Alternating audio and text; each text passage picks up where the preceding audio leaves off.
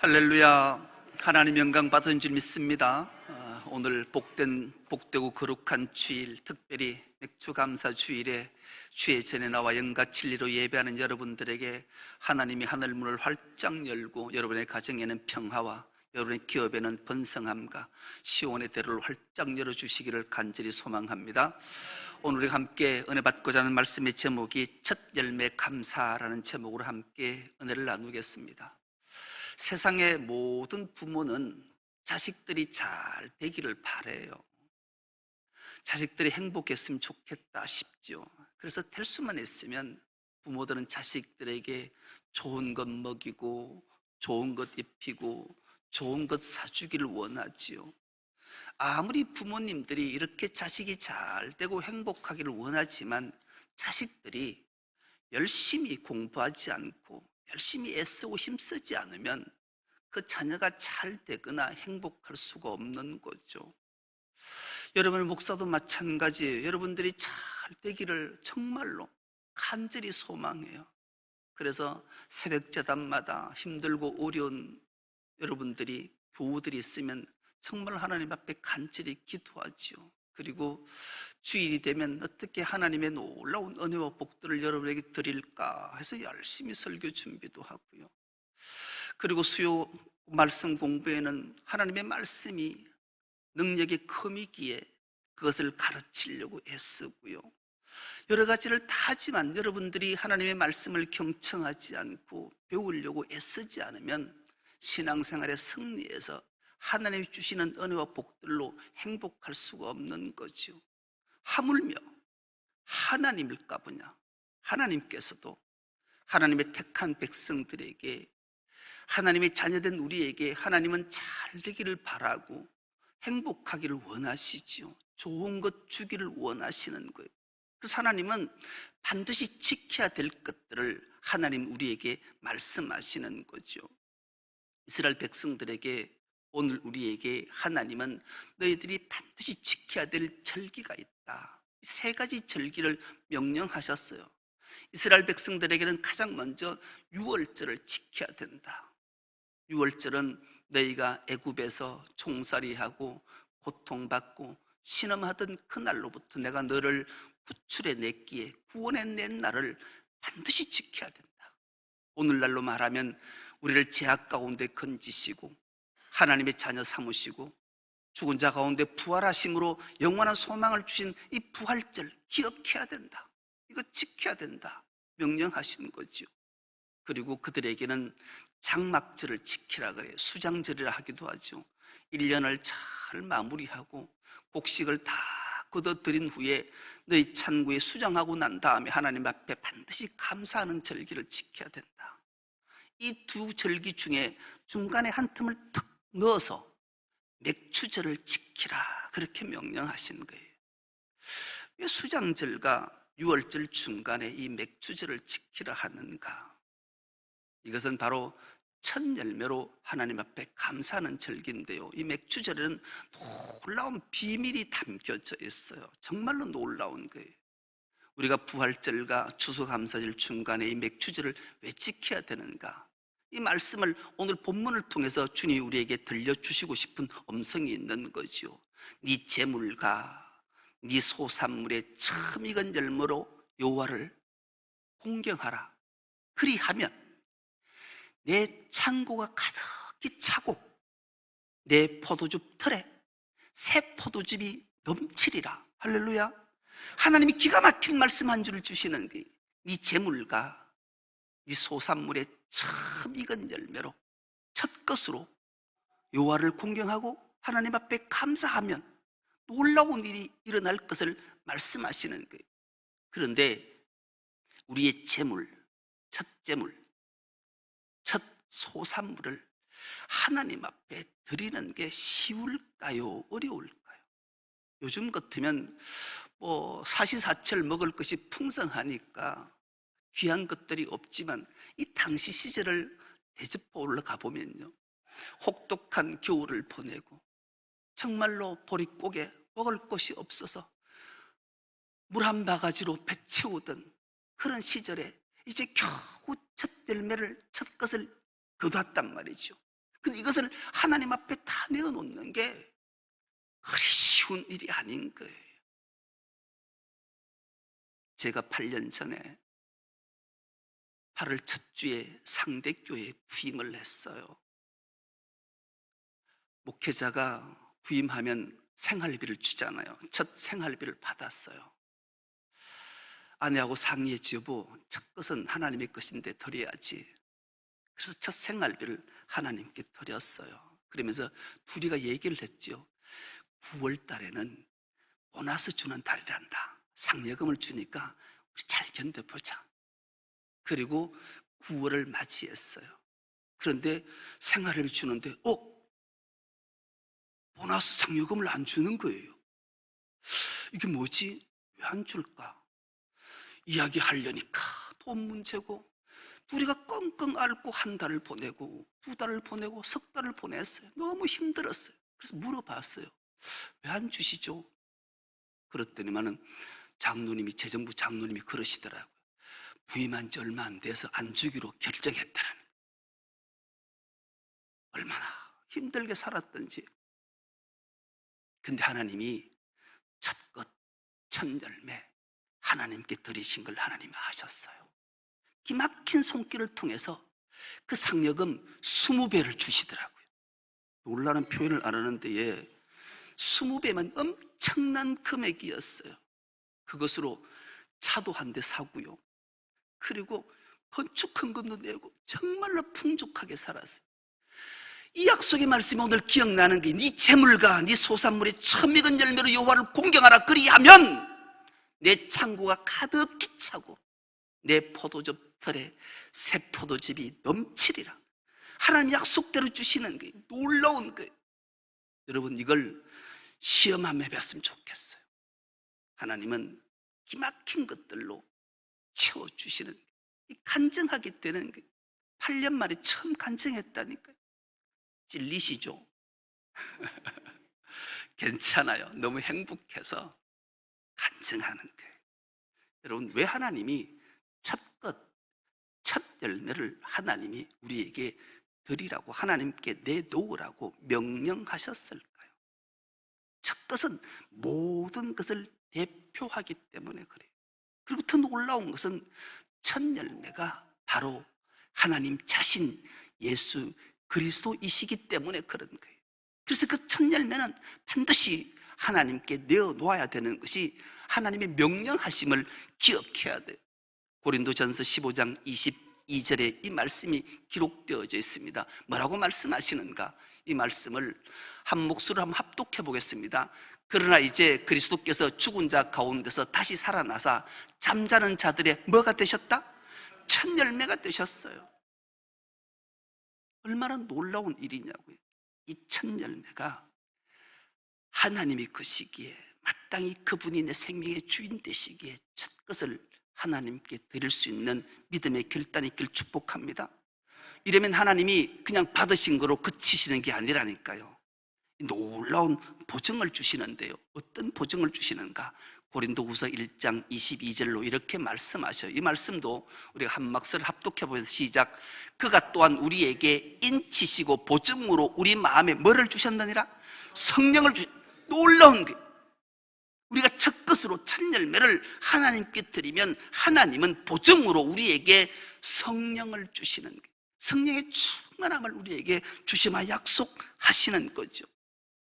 이 성령의 충만함이, 성령이 바로 맥추절에 하나님이 우리에게 주시는 거예요.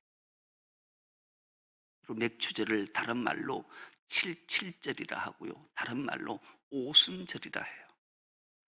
6월절, 구원받은 감격으로 그날로 시작해서 안식일을 7번 지내면 7이 49가 돼요. 49가 되고 7, 안식일이 겹치면 너무 큰 날이라서 이날은 안식일 하루를 드시는 거예요. 그래서 오순절이 50일이 되는 거예요. 50일째 놀라운 일이, 하나님 앞에 첫 것을 드렸더만 성령께서 강림하시고 오순절 날이 이 이름에 보증대로 성령이 오셔서, 이 성령은 놀라운 일이 일어났어요. 이 성령 강림 주일이 바로 교회가 탄생된 날이 교회 생일 기념주일이 되기 때문에 얼마나 귀한지 몰라요. 여러분, 우리에게 반드시 지켜야 될 절기가 있잖아요. 부활절과 추수감사절과 이 맥주절은, 이 세 가지 절기가 다 중요하지만 가장 중요한 절기 딱 하나를 꼽으라면 두말할 것도 없이 맥주절이에요. 왜요? 이 날이 바로 주님이 피로 값주고 이 교회를 세우신 날이기 때문에 그래요. 놀라운 일이잖아요. 우리가 첫 것을 하나님의 것이라고 신앙 고백하며 하나님께 드렸더니만 보증으로 우리에게 성령을 주셔서 교회를 탄생시켜 주시는 하나님의 놀라운 은총과 복이 임했기 때문에, 여러분, 혹시 여러분 나는 성령의 충만함이 없어 왜 이러지? 라고 생각하신다면 맥주 감사주의를 잘 드리면 하나님이 우리에게 보증으로 성령의 충만함을 부어주실 줄 믿습니다. 놀라운 역사를 우리가 경험해 봐야 돼요. 그러면 이렇게 이 놀라운 일이 성령이 우리에게 임하게 되면 어떤 일이 일어나는가? 에스겔 36장 26절에서 27절의 이 말씀도 우리가 한 목소리를 한번 합독해 보겠습니다. 시작. 또 새 영을 너희 속에 두고 새 마음을 너희에게 주되 너희 육신에서 굳은 마음을 제거하고 부드러운 마음을 줄 것이며 또 내 영을 너희 속에 두어 너희로 내 율례를 행하게 하리니 너희가 내 규례를 지켜 행할지라. 아멘. 놀랍지 않습니까? 새 영, 성령이 우리에게 임하게 되면 우리의 완악한 마음이, 굳은 마음이 부드러워지게 되는 거예요. 그리고 하나님의 율례, 하나님의 법도 하나님 말씀을 준행하고 지키며 살아가게 되는 거예요. 이보다 더 큰 일, 더 기쁘고 감격스러운 일이 어디 있겠냐고요. 우리가 맥주 감사주의를, 첫 열매를, 첫 것을 하나님의 것으로 귀히 여기고 하나님께 드리면 하나님이 그 보증으로 새 영, 성령을 우리에게 주셔서 우리의 마음을 부드럽게 하고 우리로 하여금 하나님 율례를 잘 지켜서 하나님이 부어주신 큰 복들을 다 받아 누리게 해주시겠다 약속의 말씀을 성경을 통해서 우리에게 주십니다. 그럼 우리는 이 맥주 감사주의를, 첫 열매 감사를 반드시 해야 됨을 결코 잊지 말아야 해요. 그런데 가슴 아픈 것은 오늘 현대를 살아가고 있는 많은 그리스도인들이 성령 충만을 원하지 않아요. 여러분 혹시 성령 충만을 원하십니까? 성령 충만이 무엇이 성령 충만인가? 성령 충만은 말씀 공부 시간에 누누이 강조해서 여러분 다 외우고 계실 거예요. 성령 충만은 내 뜻대로 사는 삶이 아니라 하나님의 뜻대로 사는 삶이 성령 충만이에요. 하늘의 신령한 은사들이 내게 임하는 게 성령 충만이 아니라 성령 충만은 내 고집, 내 자아, 내 욕심, 내 탐욕대로 사는 것을 다 내려놓고 하나님의 뜻대로, 하나님 말씀대로 순종하며 살아가는 것이 성령 충만이기 때문에 그래요. 그래서 성령 충만한다라는 것은 어이구 하나님, 내 뜻대로 좀 살아야지요, 내 소견대로 좀 살아야지요, 내 갖고 싶은 것도 좀 해야지요, 이런 마음 때문에 성령 충만을 거부하는 그리스도인들이 많아지는데 가슴 아픈 거예요. 여러분은 어떠십니까? 어쩌면 성령 충만 아닌 게, 하나님의 뜻대로 살지 않는 게, 하나님 말씀대로 살지 않는 게 당연시하고 정상인 것처럼 느껴지는 시대를 오늘 우리가 살아가고 있다는데 우리는 주목해 봐야 되는 거예요. 여러분, 어느 날 몸이 이상해요. 소화가 안 돼요. 앉았다 일어서면 핑핑 돌아 어지러워요. 그리고 손발이 저리고 말을 잘 안 들어요. 그럼 여러분 어떻게 해요? 병원 가셔야 돼요. 어느 날 늘 손에 들고 다니는 핸드폰, 휴대하고 다니는 휴대폰이 고장이 났어요. 먹통이 됐어요. 그럼 어떻게 해요? 아, 그런갑다 하고 지나시나요? 아니, AS센터 찾아가는 거예요. 오늘 우리가 성령에 충만하지 않다면, 자꾸 내 고집대로 내 뜻대로 한다면 우리 빨리 하나님 앞에 엎드려 성령 충만함을, 새 영을 나에게 부어주십시오 기도하셔야 돼요. 당연한 것처럼, 정상인 것처럼 살면 안 돼요. 그래서 하나님은 우리에게 누가복음 11장 13절로 말씀해 주세요. 너희가 악할지라도 좋은 것을 자식에게 줄 줄 알거든 하물며 너희 하늘에 계신 아버지께서 구하는 자에게 성령을 주시지 않겠느냐. 우리 하나님 앞에 구하면 하나님은 묻지도 따지지도 않으시고 성령을 우리에게 주신다 약속해요. 아니요, 이미 성령은 우리 안에 내주에 계신 거예요. 우리는 우리 안에 계신 성령님을 알아요. 내 안에 성령께서 탄식하시는구나. 말 못할 아픔으로 나를 위해 간구하시는구나. 내가 성령의 충만함을 원하는구나. 아니면 내가 원하지 않고 자꾸 내 안에 계신 성령님을 죽이려고 온 마음을 다 쏘고 있지는 않는지 우린 스스로 잘 알아요. 그러므로 우리는 반드시 오늘 예배하며 하나님 말씀 듣는 우리 모두는 성령의 충만함을 받아서 하나님의 뜻대로 살아가는 은혜가 있길 축복합니다. 자꾸 내 뜻대로 살고 싶어 한다는 것은 세상에 내 마음을 뺏겨서 그래요. 그리고 사탄에게 내 믿음을 빼앗겼기 때문에 그래요. 이거 찾아와야 돼요. 여러분, 기도가 술술 나오십니까? 꽉 막혀서 어찌할 바를 모르고 계십니까? 그렇다면 내 안에 성령의 충만함을 하나님의 뜻대로 살지 않으려고 내가 자꾸 마음이 빼앗겨서 몸부림치고 있는 걸 발견하셔야 돼요. 성령 충만하다면 예배의 자리를 사모하는 거죠. 기도의 자리를 사모하는 거예요. 말씀의 자리를 사모하는 거예요. 그렇다면 여러분은 성령에 충만한 사람이에요. 왜요? 성령 충만함의 현상이 예배를 사모하게 되기 때문에 그래요. 여러분, 오늘 이 자리에 나온 여러분들은 성령 충만한 사람인 줄 믿습니다. 아니, 성령 충만한 사람이 왜요? 이 자리에 오고 싶다고 온 게 아니거든요. 성령의 인도하심과 이끌림을 받아서 이 자리에 앉아있기 때문에 그런 거예요.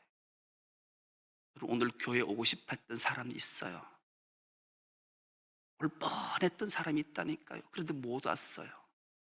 오늘 이 자리에, 교회 예배 자리에 못 올 뻔했던 분도 계실 거예요.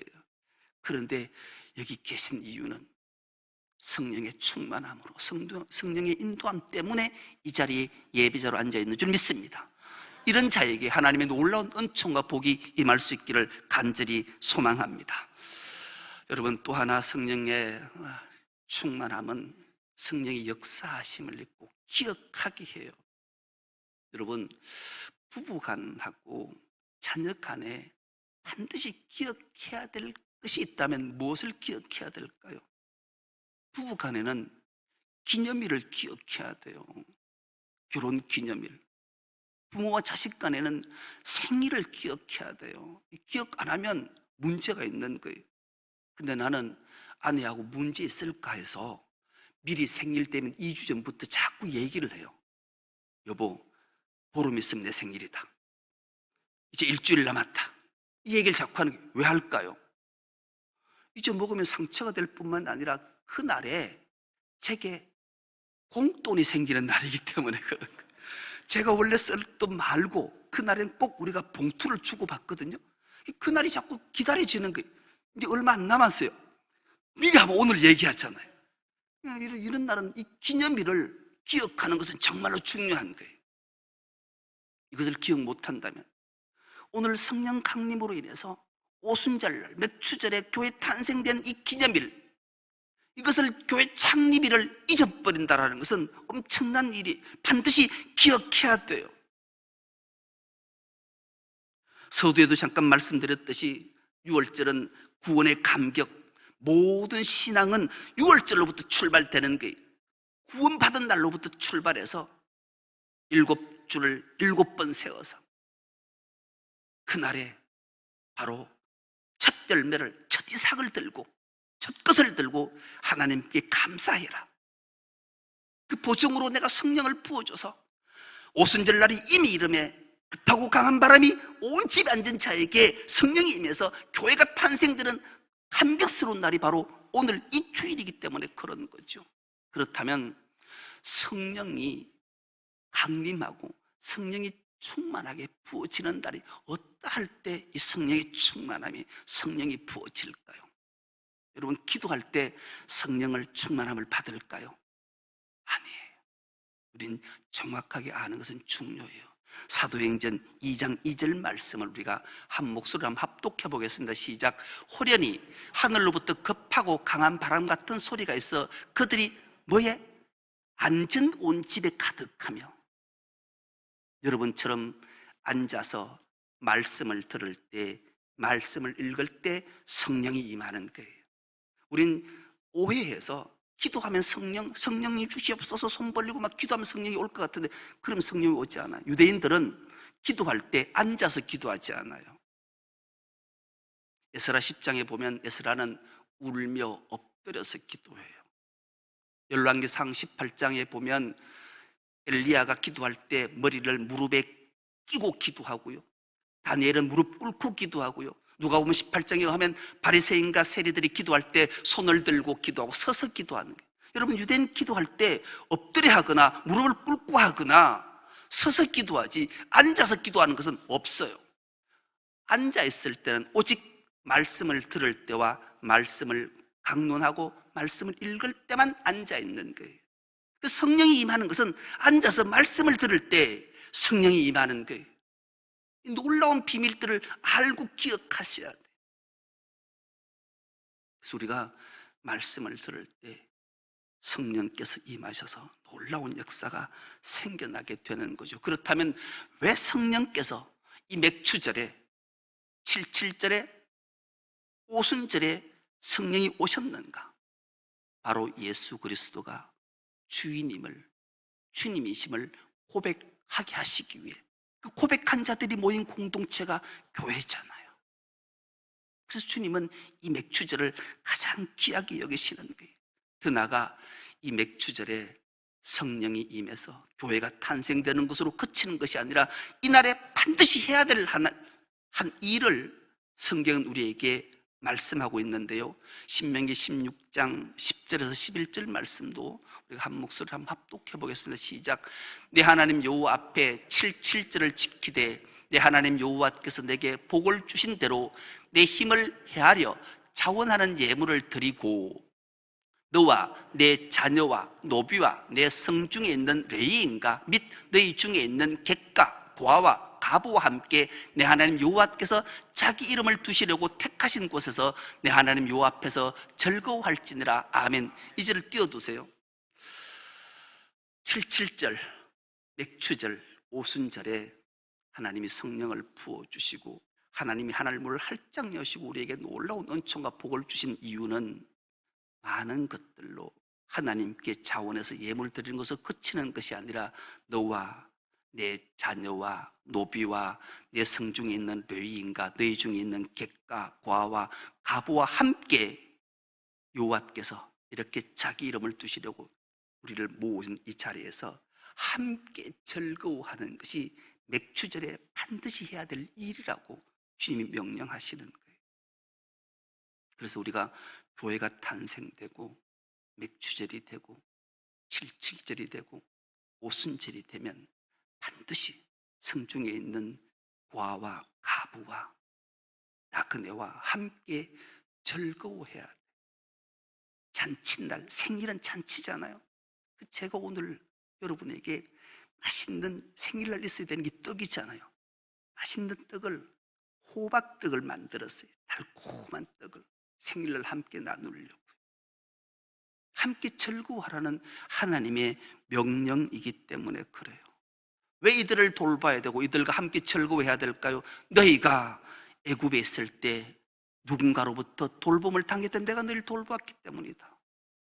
너희가 애굽의 나그네처럼 객처럼 고아처럼 가부처럼 누구의 도움 없이는 살아갈 수 없는 존재였기에 내가 너를 도와서 구출해서 구원해냈기에 너도 마땅히 그런 자들과 함께 즐거워해야 되는 것이 교회된 맥추절에 우리의 사명임을 주님이 말씀하시는 거예요.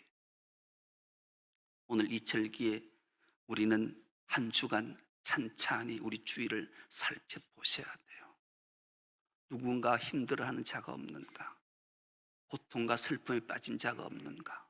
그들을 즐겁게 하는 일에 우리가 힘쓸 때 하나님 우리를 통해서 영광 받으실 뿐만 아니라 새로운 한 생명을 구원해 내시기 때문에, 그래서 첫 열매 감사의 이유가 바로 여기에 있는 거죠. 예수 그리스도의 은혜, 그분의 만극하신 사랑, 그분의 구원, 십자가 은총을 입은 사람의 마땅히 하나님 앞에 첫 열매 감사로 드리고, 이것들을 성중에 고통받고 아파하고 신음하는 자들과 함께 절구하는 것이 이 맥주의 절기에 그리스도인 된 자, 구원받은 자, 교회된 우리가 반드시 해야 될 일이라고 주님이 말씀하십니다. 이 말씀 앞에 순종해서 하나님께 크신 영광을 올려드리는 우리 모두가 될 수 있기를 간절히 기도합니다. 하나님 아버지, 고맙고 감사합니다.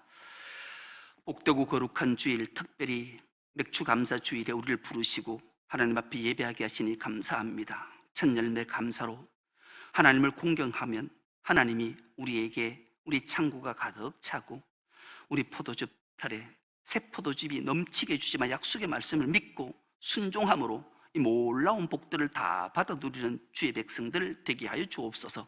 감사드리오며 예수님의 이름으로 기도드리옵나이다. 아멘.